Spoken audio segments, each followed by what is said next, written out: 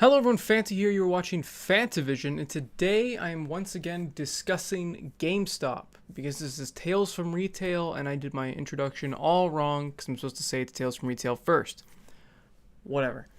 So, today I am discussing a topic that has not been requested, and I've been putting it off for a little bit just because I didn't exactly know how I was going to cover it.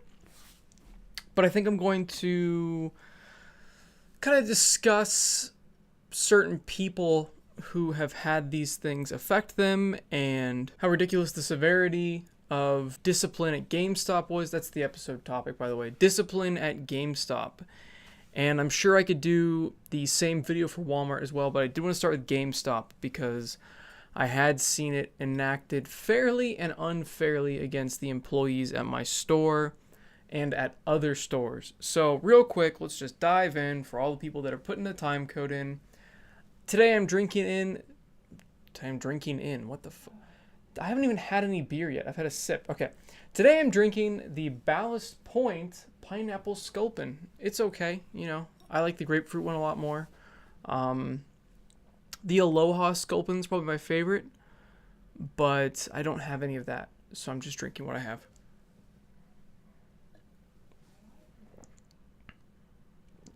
It's pretty good.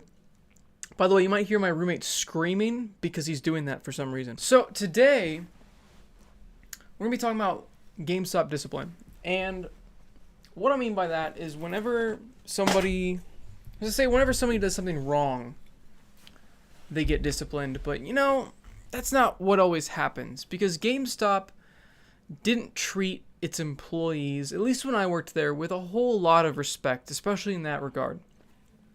They had a lot of, if one person does something wrong, everybody gets punished situations. And that's never fair. I mean, it happens a lot when you're a little kid in class. If a kid keeps acting out, the teacher punishes the whole class. You know, have you ever had that happen? It's the most unjust, frustrating thing in the world, and it's the stupidest form of discipline on the planet. It is so stupid. It makes no sense.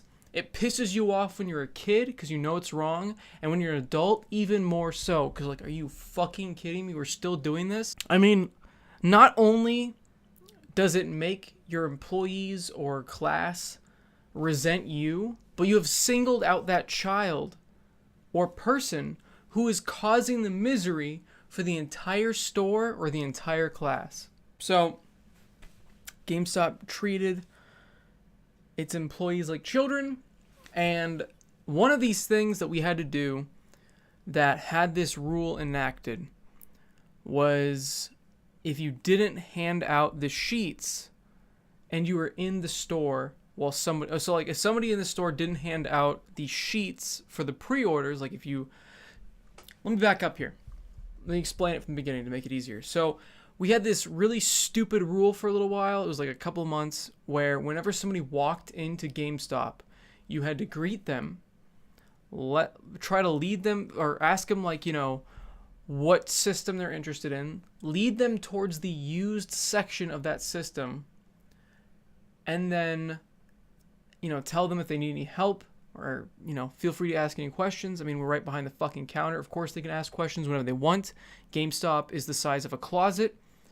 And then you go back behind the counter, you grab a sheet of all the upcoming games that they can pre-order, wait a few minutes, and then you go deliver it to that person. Now, you had to follow this exactly every single time for a few months, and they got so insane about it. And I know I've talked about this in the past, but it's just because it was such a weird and frustrating thing that they made you do this, and I'm sure it made a lot of customers uncomfortable. If I walked into a GameStop and they did that to me, I would never go back. I mean, I already hate GameStop, but that would push me over the line. Like, even if I was a regular customer before I ever worked there, and before I knew about better deals other places, not that there really are anymore, but I don't think I would shop there. I would be kind of put off by somebody approaching me at the door and then constantly trying to sell me things as I've done nothing. All I want to do is look. And you're assuming I want to look at you shit? You're assuming I want to see the upcoming games and have to hold a piece of paper the whole time? I've rarely had people tell me no, though, and I feel like the reason people didn't tell me no to the pre-order sheet is because you're kind of put in that awkward situation. I don't know. Most people don't want to say no when they're kind of cornered. And when you're in that kind of store that's so small, you kind of feel like you're cornered. And I think that GameStop knew that, which could be why their stores are so small, besides the company doing very poorly and unable to afford big stores for the most part. So you corner the customer, you give them that stupid piece of paper, and you hope that they stare at it and they're like, oh, I'm looking forward to this game. And then they come up and check mark a bunch and go, I'm going to pre-order all the games in this list. That's what you hoped, So if you didn't do this, and it wasn't even you that didn't do it. So if anybody in the store while you're working didn't do it, you would get in trouble. Now, how do they keep track of that if the manager's not in the store at the time? There was one camera in the store, and most of the time, this was not used for security.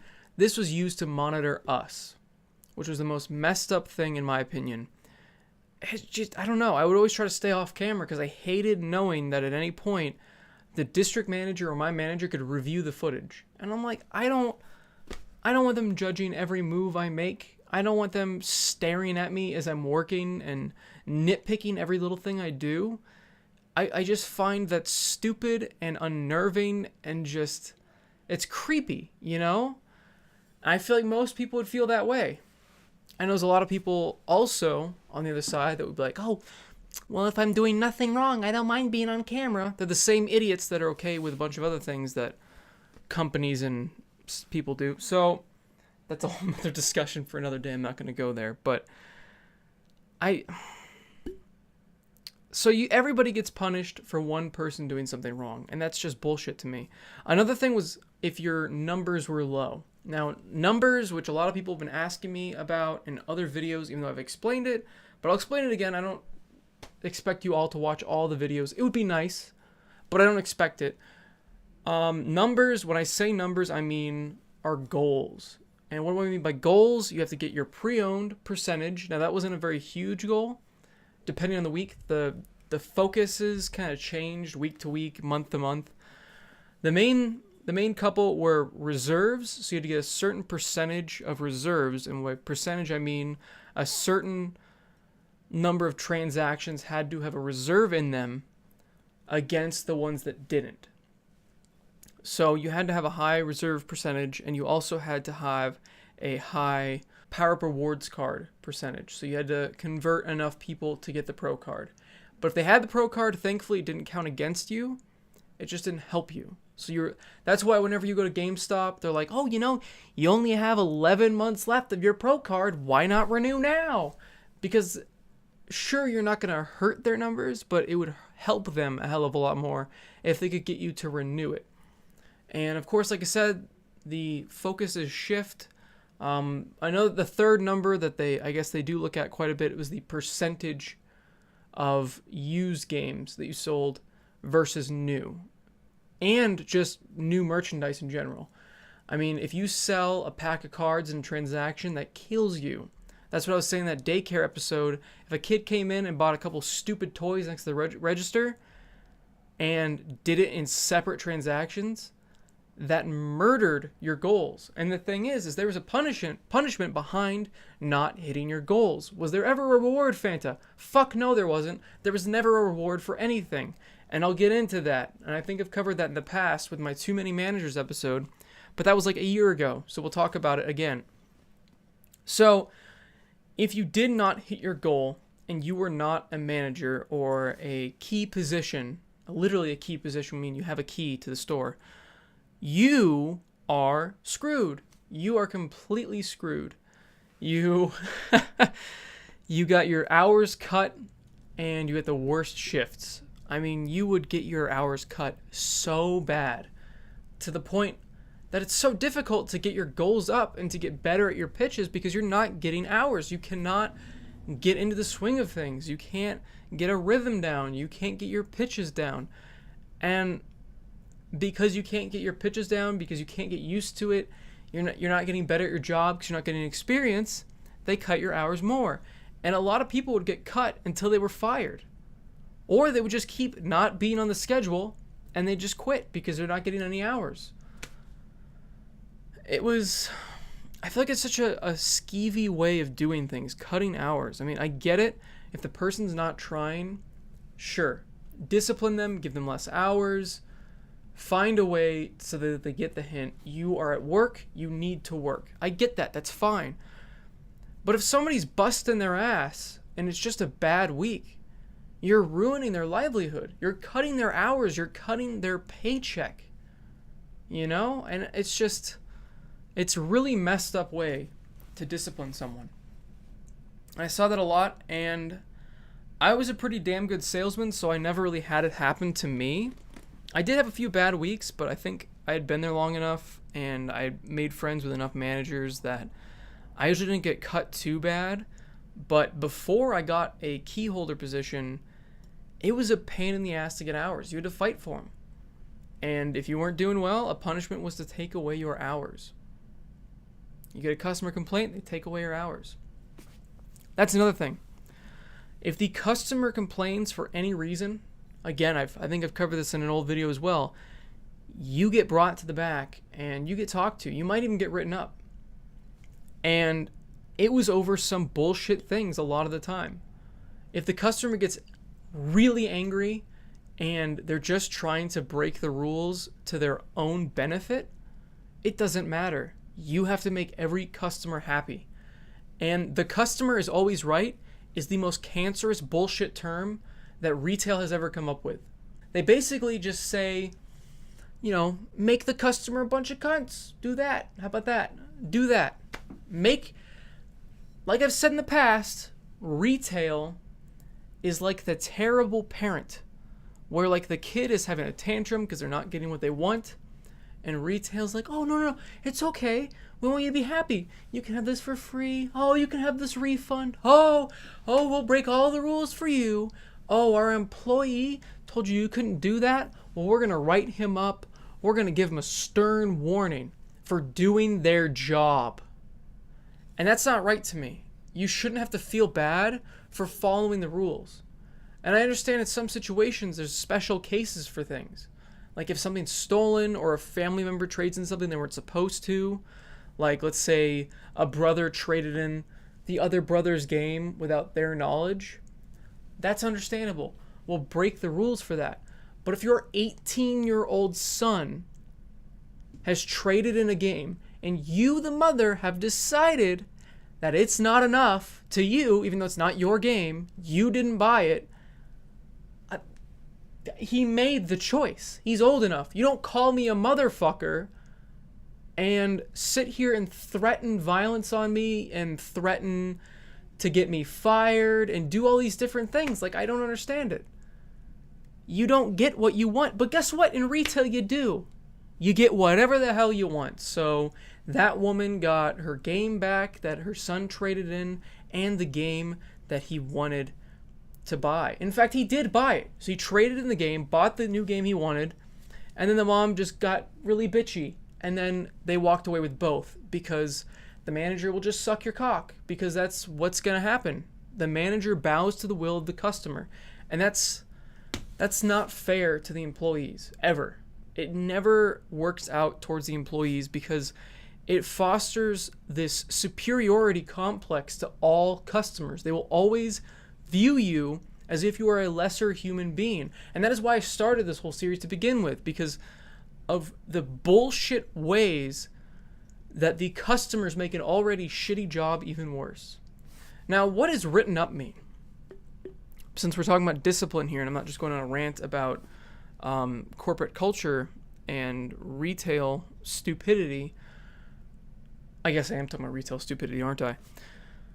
But getting written up is kind of extreme if you actually want to move up in the company. If you don't want to move up, who gives a shit? It doesn't really affect you. If you don't get written up 2 more times, doesn't matter. Who cares?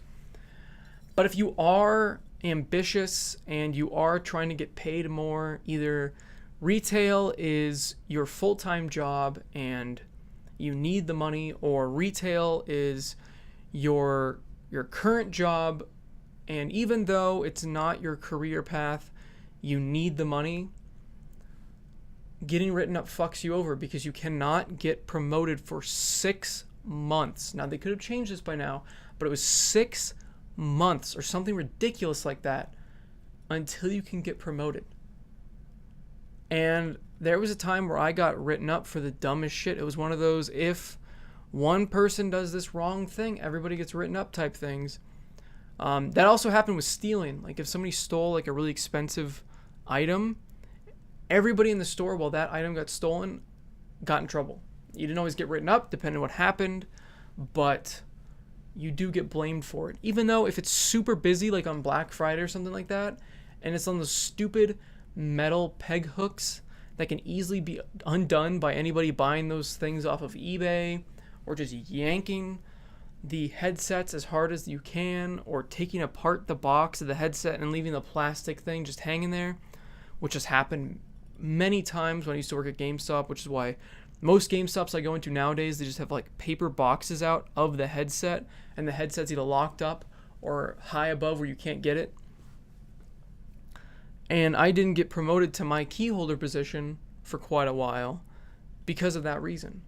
And it was really frustrating because even though retail was not my career goal, I was just going to college, I needed the money. I mean, I was the stereotypical poor-ass college student.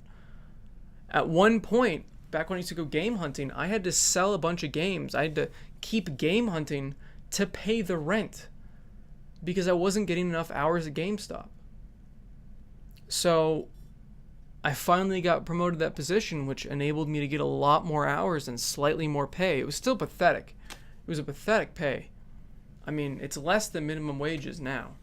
And I was a fucking manager. I mean, and as the manager, you have so many different responsibilities. I've covered that in the past. And if I haven't, let me just break down the different... I know they've changed it. They call it, instead of like manager, it's like store leader or something stupid like that. And instead of assistant manager, it's assistant store leader. And then they also had stupid names back then too. Like the lowest position was game advisor. And there's senior game advisor. Like, what a stupid ass position. Just, I mean, I don't know what you would call it, but it's just dumb. Call them sales associate, you know? Game advisor? Like, I get that that's what the original mantra of GameStop was to help gamers and advise them. But I mean, I got in trouble a lot for advising people. Let's talk about that before we dive into responsibilities of those people. So, for some reason, I think this is another reason why I didn't get promoted as quickly as I should have, because I killed it in the sales department. I could do everything. I had been taught by my managers how to do all the things that managers could do, but I had a manager that kept holding me back. I had several managers that kept holding me back, and that's because I would be honest with the customer. And a lot of the times I'd see them be very dishonest with the customer. If they asked me how a game was, I'm going to tell you. I'm going to tell you how it did critically. I'm going to tell you how people I know liked it. I'm going to tell you how I liked it. My managers did not like that. They did not like me being a running around Metacritic of local and online, reviews. And it's not like I just gave my opinion about any game. I would tell them if they asked. Or if I knew a game was broken, buggy, unplayable, or not for a certain age group, I would tell them. So because I did that, I got in trouble for that. Now, I never got written up, but I basically did get written up because they would not promote me because I would do that. Because I was honest with the customer and would give them the information that they needed about certain games, I would get in trouble. It was bullshit. And you guys can assume whatever you want, but I just don't understand the idea behind that. And I always wanted to butt in. And sometimes I did. And I think this is why I didn't get promoted. Is because when my managers would lie and I was there, I would chime in. And I'm like, hold on 1 second. And I get that that's not what we're supposed to do. And some of you are going to be like, well, Fanta, that's why you didn't get promoted. You were undermining your manager. And I'm like, you know what? What is this, the army? Am I supposed to just follow every order? No. If If my manager is going to be a dickhead and lie to the customer and tell him that the Battleship game is one of the best games out there, I'm going to stop him because it's not a good game. I'm going to stop him from telling the customer that Brink is the best multiplayer game ever because it was a hot pile of garbage. I'm going to stop him from telling the customer that Aliens Colonial Marines was a good game because it wasn't.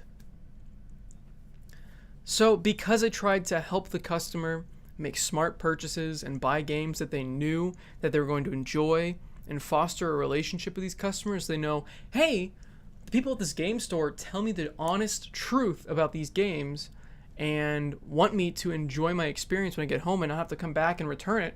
Because that's what happened a lot. When they would lie to customers and tell them that the game was good, they'd come back later and be like, hey, your manager told me that this game is really good, but it's really shitty. And I'd look at him like, he told you this was a good game? Okay, so now I know what game you're kind of looking for. Let me show you a good version of it.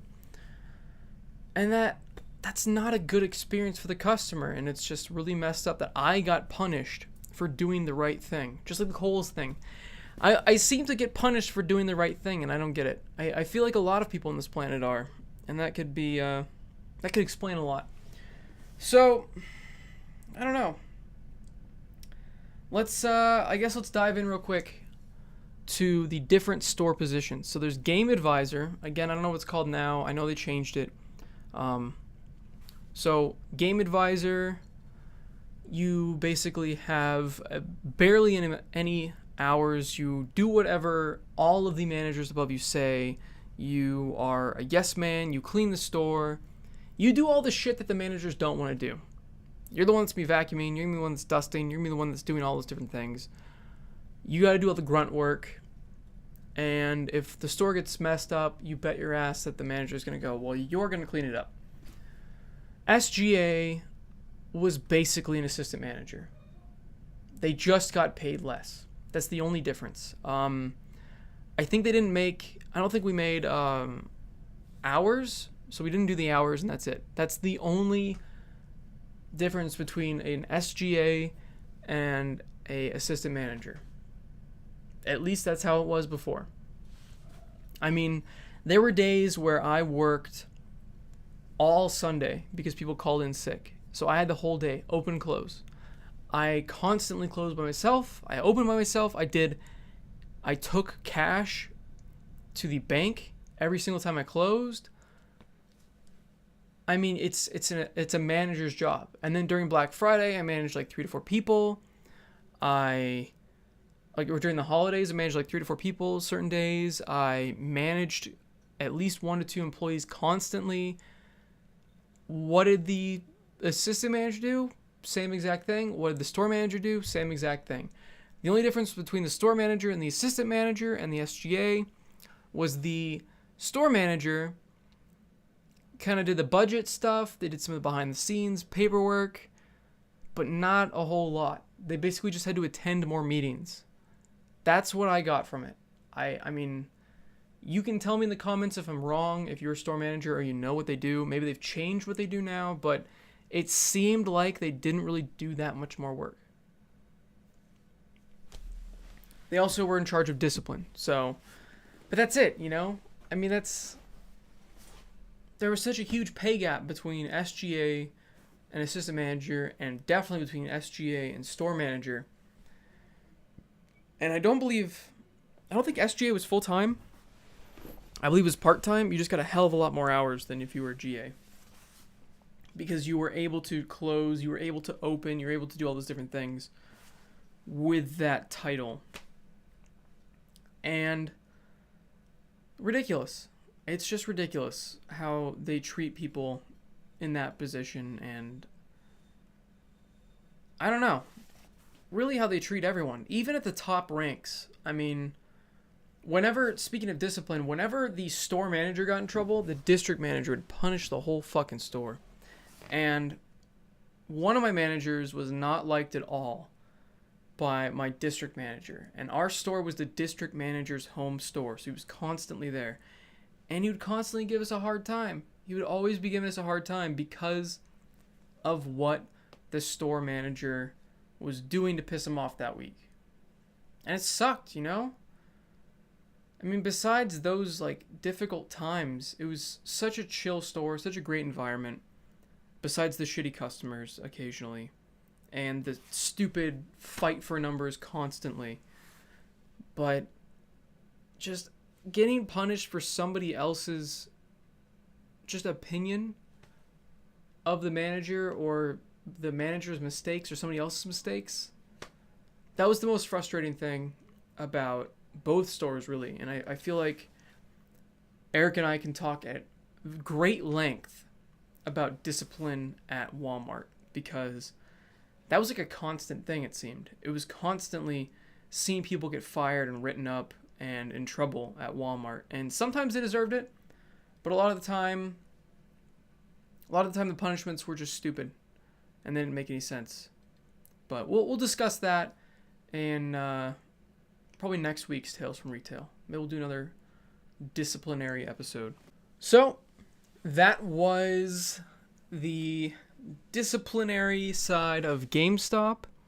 I may have missed some stuff. The only thing I can think of besides that was at one point, I think people kept checking out games for too long, so everybody was banned from checking out games for a couple weeks, but meh. I don't know. It was just really frustrating, like I said, to get punished for other people's problems, other people's issues, and the severity of getting written up was a real hindrance to quite a few people I know's careers at GameStop. And that hurt them financially a lot. I mean, I saw it. I mean, they were eating ramen and like cheap ass stuff for lunch as often as they could because they couldn't afford something better because of how GameStop was cutting their hours or just screwing them over. So yeah, let me know in the comments if you guys have experience with this sort of thing, or if GameStop has changed in that regard, or what you guys think of that. Also, the 30K special is coming up because the channel hit 30 freaking K. I can't believe I hit that goal. That's just insane. I mean, the channel has grown at an insane rate this year, and I'm so thankful for it, honestly. It's so much fun doing these videos, talking to you guys, doing the streams. I mean, I've been making a lot of new friends, talking to a lot of you on Discord. My roommate is screaming for some reason, and it's been a lot of fun. It's been a great year. So I want to thank you all so much, and I know I'll thank you again in the celebration episode. And what I want to do this time is I've done a Q&A before, but I'm going to be doing it with Eric this time. So a Q&A with Eric. So if you guys have any questions for us, me or Eric, put it down in the comments, or better yet, join our Discord, because on the Discord there is a Q&A section. It's just QA questions is the server name on the Discord, and just ask me it there, and it's such a much easier way for me to scroll down and look at all the different questions people are asking. But commenting down below, I'll also try to see it, and I'll look through it before I do the episode. And also, of course, it's Tuesday, so I will be streaming with Eric tonight on Mario Kart, as well as with my girlfriend, and I'm sure you guys are going to beat us just like usual. I mean, you guys kick ass. Holy shit. It's insane. Unfortunately, of course, the Nintendo Switch does have paid online now, so make sure you've got all that set up beforehand. And like the video if you guys liked it. Subscribe for more content. And as always, even if you are punished unfairly, even if you're stuck in a shitty retail job, have a fantastic day. See you guys. Really crazy that my channel has hit 30K when, I don't know, just as soon as I started putting out regular videos. And it wasn't even right away. It was just a random day where Tales from Retail just started catching on. Because before that, they got like maybe 1,000 to 2,000, sometimes 3,000 views. And when it hit 3,000, I was like, damn, that's a good episode. And then randomly, just all my old episodes started getting bigger. And then that one hit like 300K. It was like 200K when I got that first bump for the channel. It's been crazy, and I'll talk about it more, I'm sure, in the 30K celebration video. And what's up with this is completely random, but Nintendo stock has gone up like, what, 2 to 3% because of some like random fan art of Bowser and Peach? What is it? Bowsette? Something? What is happening? What is this world even? How does stock price go up because of fan art? How did that even start? I don't know the whole backstory behind it. I need to ask my Discord. I don't know what's going on with this. It's crazy. I keep seeing it all over my Twitter feed, and I've seen like people talk about the stock going up because of it. Is it really because of that? It can't be. There's no way. That can't be the reason. There's got to be another one. I can't think of another thing that Nintendo's done recently. I know the Nintendo Direct bumped it up a little bit because people were pretty happy with some of the things they announced, but I don't know. I can't imagine fan art influencing the stock market. That's insane.